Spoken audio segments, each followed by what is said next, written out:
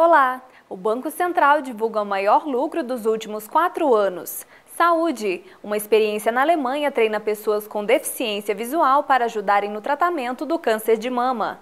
E na reportagem de hoje vamos dar uma dica cultural para o seu fim de semana. O Notícias Suprem está no ar. Fique conosco!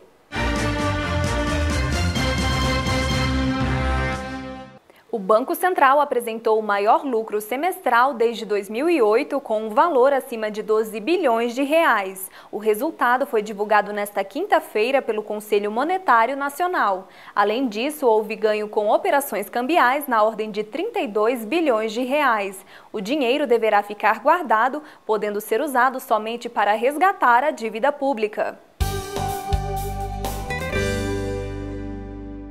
O governo federal ampliou de 45 milhões para 90 milhões a verba anual destinada a unidades de pronto atendimento do estado do Rio de Janeiro. O montante deverá ser utilizado para aumentar a capacidade de atendimento em 22 das 51 unidades da região. Segundo dados do Ministério da Saúde, as UPAs atingiram a marca de 14 milhões de atendimentos e 100 milhões de medicamentos distribuídos 24 horas por dia em todo o estado.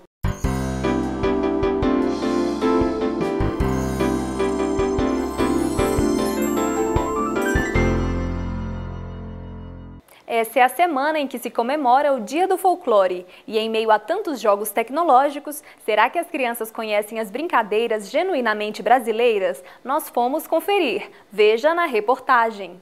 Saci Pererê, Bumba Meu Boi, Boto Cor-de-Rosa, frases de para-choque de caminhão, trava-língua. Tudo isso faz parte do folclore brasileiro, que é comemorado no mês de agosto.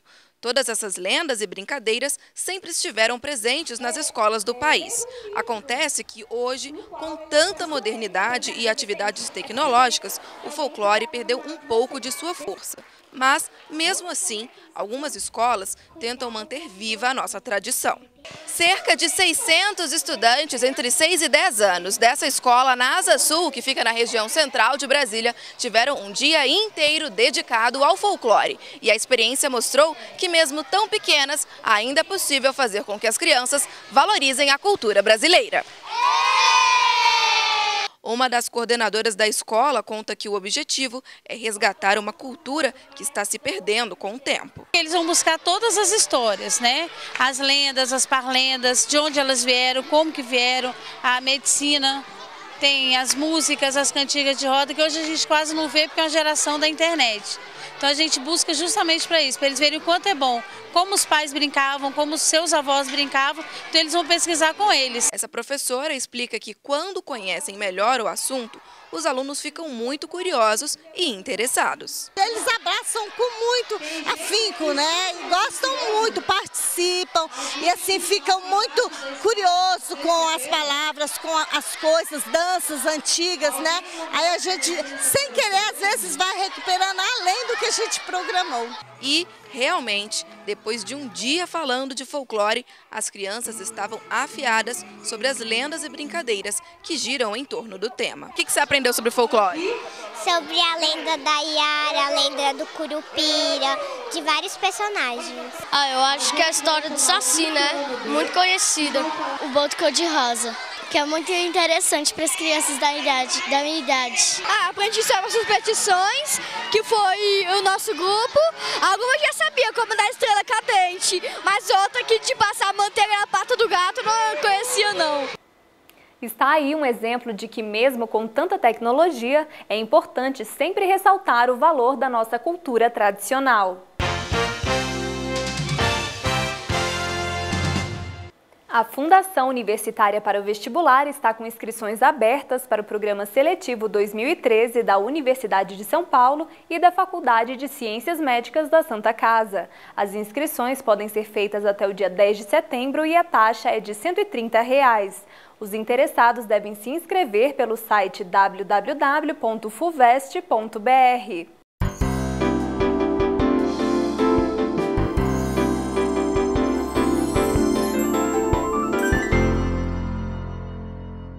O primeiro seminário sobre os Objetivos de Desenvolvimento do Milênio aconteceu nesta quinta-feira no Centro de Ensino Fundamental 16, em Taguatinga Norte. O encontro reuniu 30 adolescentes do 9º ano e contou com palestras de integrantes do poder público e da sociedade civil. A União Planetária foi representada por Rejane Pacheco, do Movimento Brasil Sem Pobreza. O evento teve como objetivo promover a conscientização dos jovens sobre os desafios a serem enfrentados para promover o desenvolvimento e a disseminação de uma cultura de paz.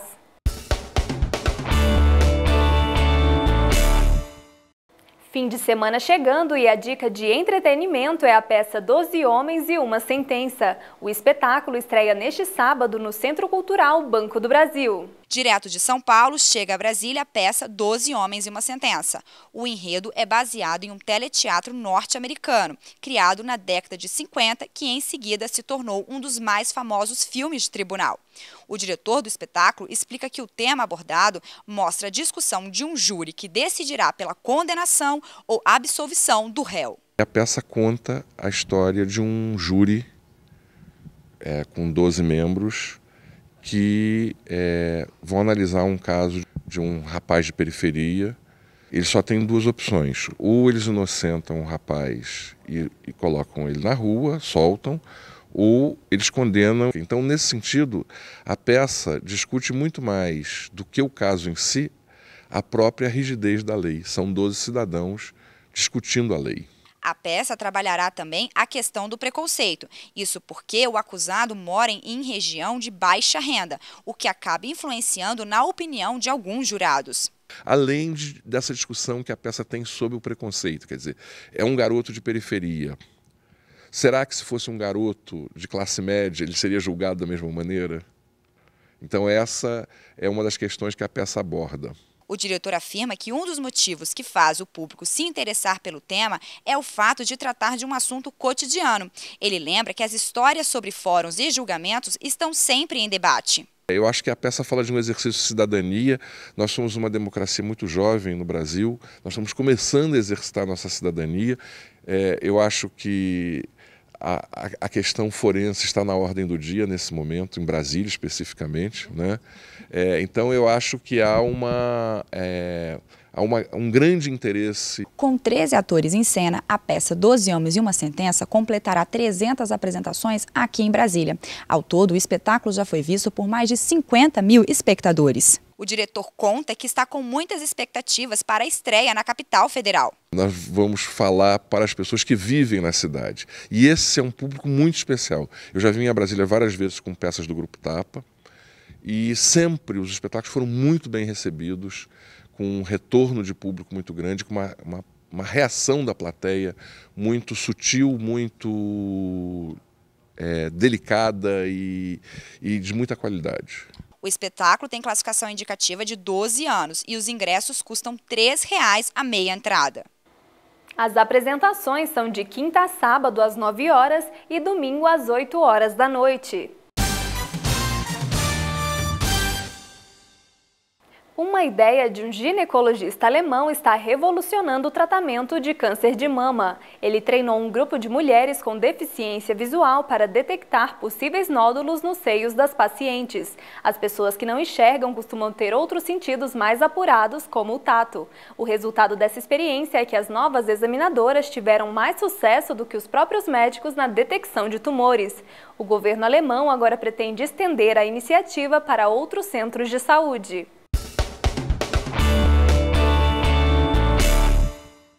E agora vai mais uma dica de diversão para o fim de semana. A cantora Leila Pinheiro se apresenta neste sábado às 9 horas e no domingo às 8 da noite na Sala Vila Lobos do Teatro Nacional. No repertório, músicas de compositoras de várias décadas como Chiquinha Gonzaga, Maísa e Rita Lee. Os ingressos custam R$ 10,00 a meia entrada. E esse foi mais um Notícias Suprem. Muito obrigada pela sua companhia ao longo de toda a semana e até segunda-feira.